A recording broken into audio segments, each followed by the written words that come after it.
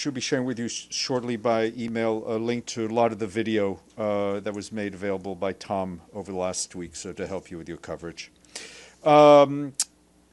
Just to note that we have a senior personnel appointment today, which is not a surprise, as it's been hinted, but it is now official. Today, the Secretary General, following consultations with the Executive Board of the UN Development Program, wrote to the President of the General Assembly requesting the General Assembly to confirm Alexander De Croo of Belgium as the new administrator of UNDP for a term of 4 years. The General Assembly confirmed the nomination today.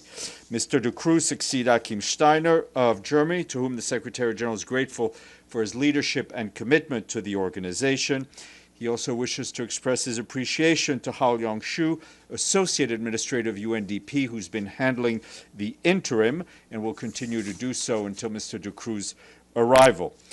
Just as background, Mr. De Croo has dedicated much of his career to public service, advancing global solidarity, combining political leadership, development cooperation, innovation.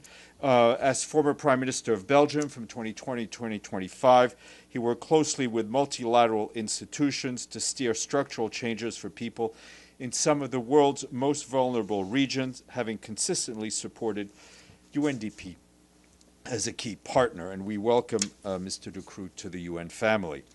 As far as the Secretary General, he just arrived in Belém in Brazil a few hours ago, where, as you all know, COP30 is currently underway.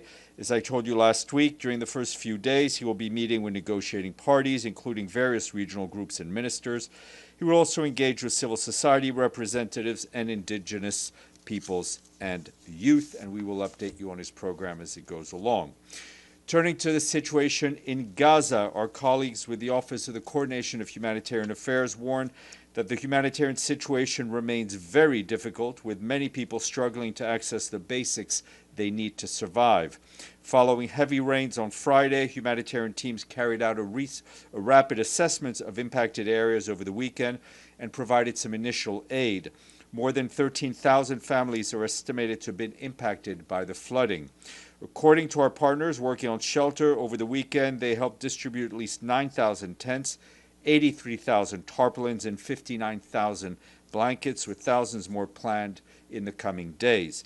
While we and our partners have moved swiftly to respond to rain-affected areas, our efforts remain constrained by inadequate volume of shelter and other necessary supplies allowed to enter through the UN coordinated mechanism. With temperatures dropping and winter fast approaching, we must be allowed to expand the shelter response to meet the vast scale of needs across the Gaza Strip.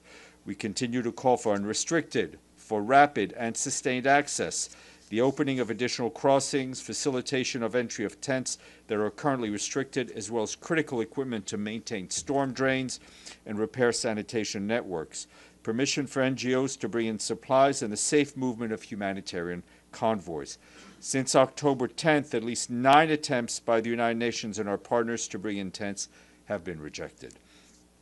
Our partners working on food security report that with the volume of food parcels entering Gaza having increased in recent days, they plan to resume the distribution of 2 food parcels and 1 bag of flour across the Strip.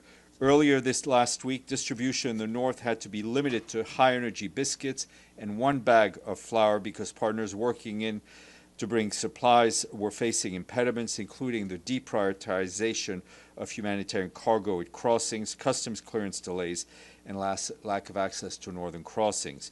Meanwhile, our colleagues working on efforts to remove rubble and debris from roads and communities tell us they've cleared 100,000 tons of debris since the ceasefire came into effect. However, nearly 58 million tons of debris and rubble remain spread across the Gaza Strip, and only half of that amount is currently accessible. We and our partners continue to collect supplies daily from crossings. Over the weekend, we and those who are working with us started collecting supplies that had been offloaded at the Zikim crossing, and we're bringing them into Gaza. This is after 2 months when that crossing had been closed. Our teams collect over 2,700 pallets of essential supplies. That's about 2,600 metric tons. Overall, between Thursday and Sunday, we and our partners collected over 5,400 metric tons of assistance from the crossings. That's what the UN 2720 mechanism dashboard is telling us. Supplies included food tents, tarpaulins, blankets, mattresses, and animal fodder. Moving north to the latest developments in southern Lebanon, I can tell you that the Secretary General is indeed deeply concerned by the increased frequency of incidents impacting the safety and security of our peacekeepers in Lebanon. Yesterday, an Israeli tank near one of the IDF positions located north of the Blue Line opened fire towards northeast of Sadra in Sector East. Rounds of fire hit approximately 5 meters from our peacekeepers who were in the vicinity. UNIFIL requested the IDF to stop the firing immediately through our liaison channels. Thankfully, no UNIFIL personnel were injured. The Secretary General reminds all parties of their obligations to ensure the protection of UN personnel and property. Peacekeepers must never be targeted by attacks. And in a separate incident also yesterday, a drone fell inside a UN position southeast of Marwahin in Sector West. A grenade was discovered beneath the drone and detonated by our explosive ordnance disposal team.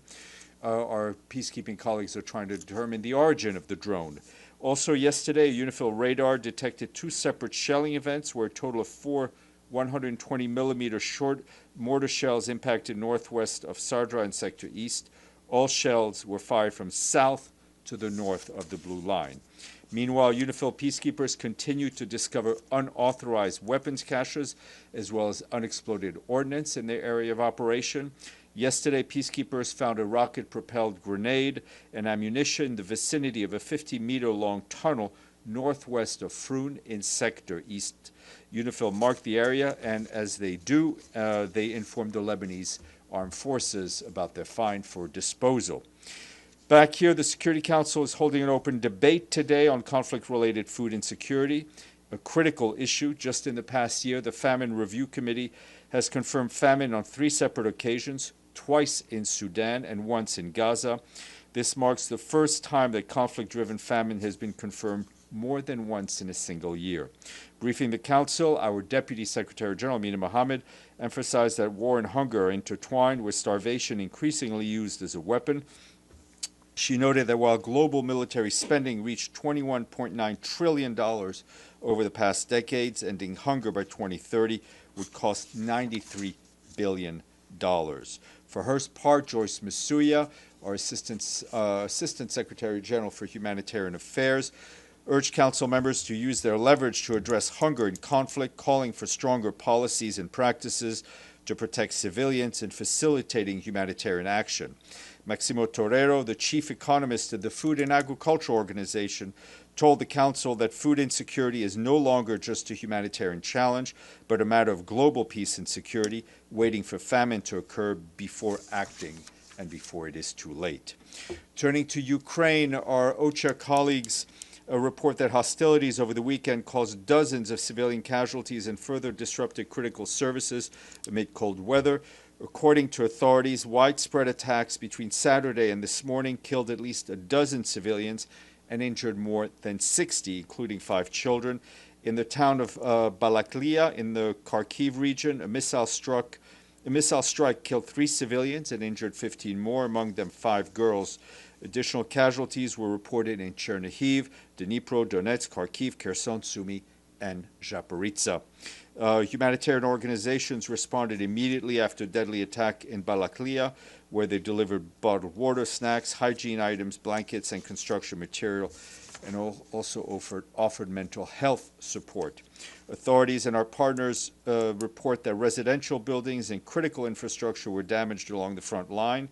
In the region of Odessa, a drone attack left more than 30,000 households without electricity, while strike in the Chernihiv region disrupted power in several communities. Scheduled power outages continued across much of Ukraine following recent attacks. Power disruptions remain particularly severe near the front lines, where our partners report that nearly 70% of locations they've assessed or face frequent or prolonged outages, while some have no electricity at all.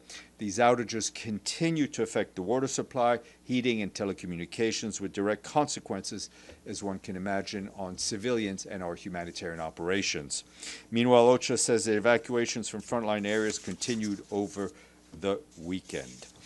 And a quick update from our peacekeepers in Abyei. The UN Interim Security Force for Abyei, UNISFA, reports it's completed repairs on maintenance on the Banton Bridge over the River Kir. This bridge is a vital link between Abyei's central and southern villages and an important route for trade with South Sudan. The bridge had been unsafe for months, restricting civilian movement, access, and the patrols of our peacekeepers. Separately, UN peacekeepers also cleared a route from the northern checkpoint to Amiet Market by removing stranded vehicles and repairing rain-damaged road sections. You will have seen the Security Council on Friday extended the mandate of the peacekeeping force for another year.